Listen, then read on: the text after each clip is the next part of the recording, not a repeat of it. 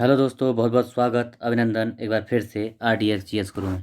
दोस्तों, हम आधुनिक भारत का इतिहास पढ़ रहे हैं। उसमें हमने विविध पढ़ लिया, कल विविध का पार्ट 3 पढ़ लिया। आज पार्ट 4 यानी अंतिम भाग है, विविध हमारा समाप्त हो जाएगा। ठीक है, एक आधा वीडियो और आएगी, उसके बाद ख़त्म हो जाएगा आधुनिक भारत, कुछ और शुरू करेंगे। ठीक है, चलो।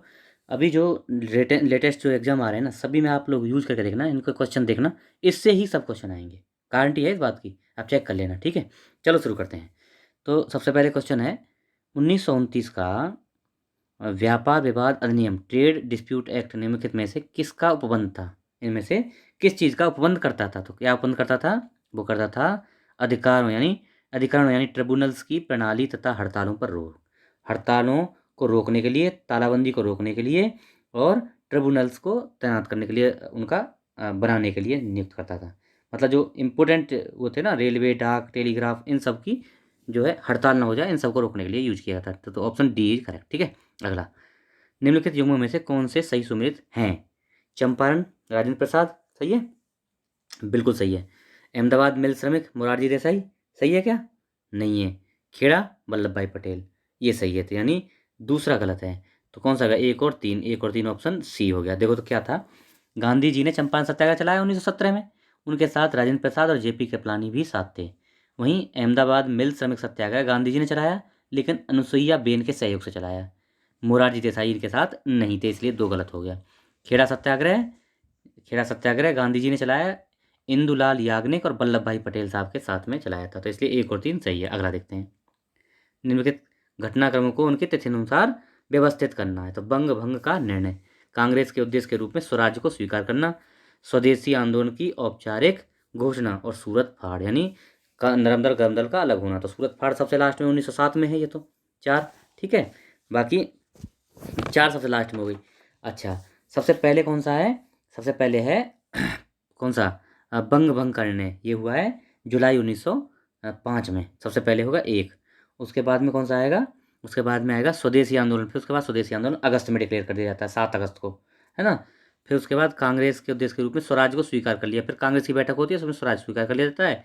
और फिर 4/1907 में सूरत पहाड़ है। तो यानी 1 3 2 4, 1 3 2 4 है कहीं, देखते हैं। चलो, 1 3 2 4, ये रहा, ऑप्शन बी इज करेक्ट। अगला, किसने कहा कि डोडो की भांति साम्राज्यवाद दिवंगत हो गया? डोडो एक पक्षी था, वो जो है विलुप्त हो गया था। तो किसने कहा था? ये क्लीमेंट एटली ने कहा था। साम्राज्यवाद, इसको जवाहरलाल नेहरू मानते थे, इसलिए उसी के बारे में कहा था, डोडो की भांति साम्राज्यवाद विलुप्त हो गया है, तो एटली ने कहा था।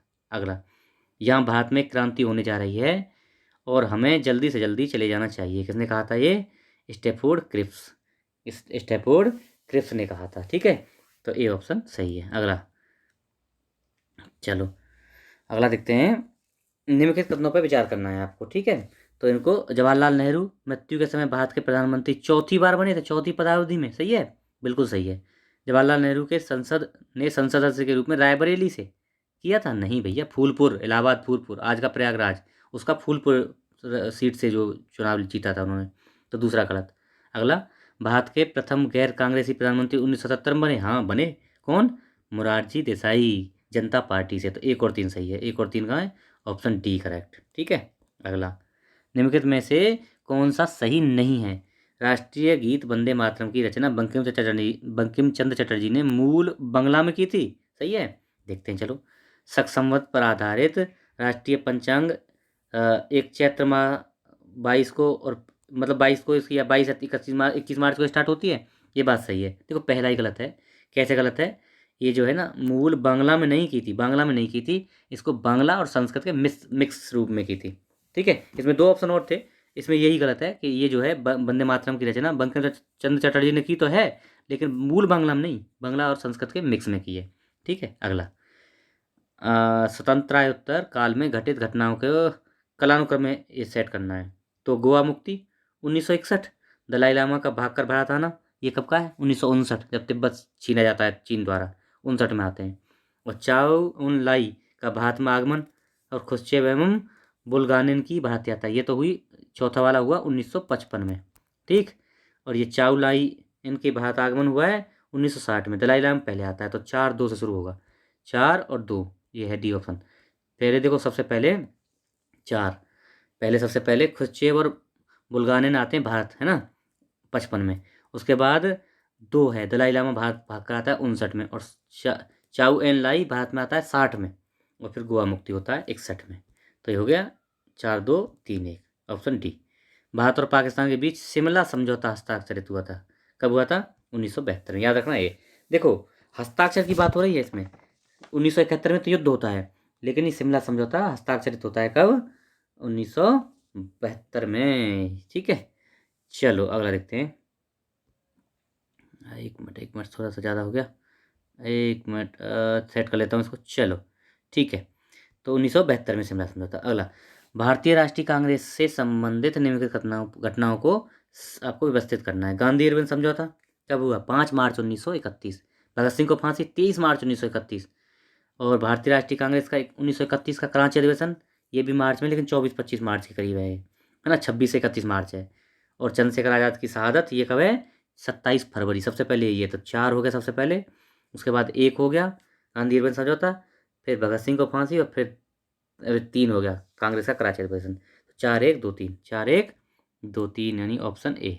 अगला अगला देखते हैं। हाँ, 1927 की बटलर कमेटी का उद्देश्य किससे था? तो भारत सरकार एवं देसी रियासतों के बीच, मतलब भारत सरकार और देसी रियासतों के बीच कैसी तालमेल है और उनका कैसे सुधार किया जा सकता है, उसके लिए आई थी बटलर कमेटी 1927 में। डी ऑप्शन सही है। अगला, अखिल भारतीय या प्रथम अखिल भारतीय समाजवादी युवा कांग्रेस का सभापति कौन था? प्रथम प्रथम अखिल भारतीय समाजवादी युवा कांग्रेस, तो जवाहरलाल नेहरू साहब ने, है ना। कौन से थे? जवाहरलाल नेहरू साहब ने 27 दिसंबर 1928 को इसकी अध्यक्षता की थी। 27 दिसंबर 1928। चलो हाँ ठीक है। अगला, निम्नलिखित में से कौन 1948 में स्थापित हिंदू मजदूर सभा के संस्थापक थे? तो कौन थे इनमें से?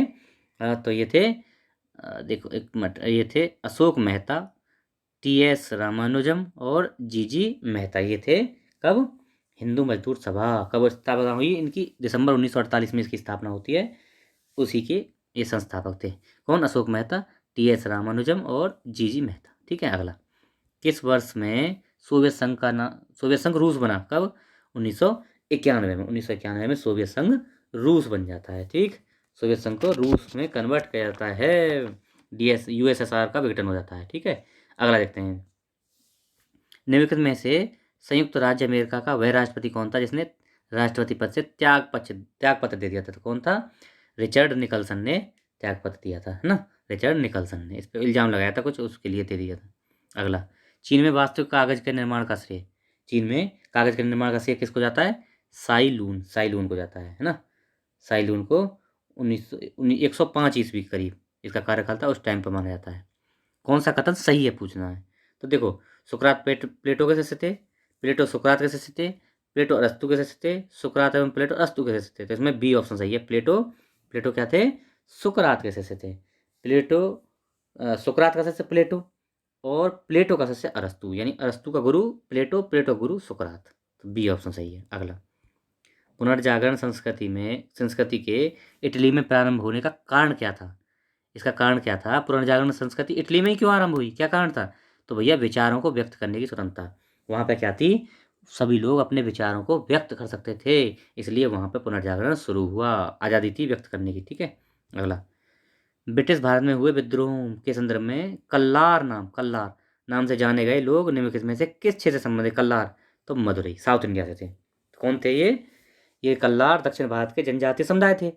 इन्होंने जो है, एक कल्लार जनजाति थी, एक अंग्रेजों के खिलाफ इन्होंने विद्रोह किया था, और ये मुख्यतः मदुरई और उसके आसपास के क्षेत्र से संबंधित थे। ठीक है। तो ये हमारा आज का लेक्चर रहा। आप लोग चैनल पर नए हैं तो इसको सब्सक्राइब कर लेना, लोगों को शेयर करिए, लोगों को बताइए, है ना। हम इसको समाप्ति की ओर जा रहे हैं। किसको? भारतीय इतिहास, आधुनिक भारतीय इतिहास को समाप्त कर रहे हैं, और फिर आपको कुछ और देंगे। ठीक है, आप लोग शेयर वेयर करते रहिए इसको। ओके, चलिए, थैंक यू सो मच।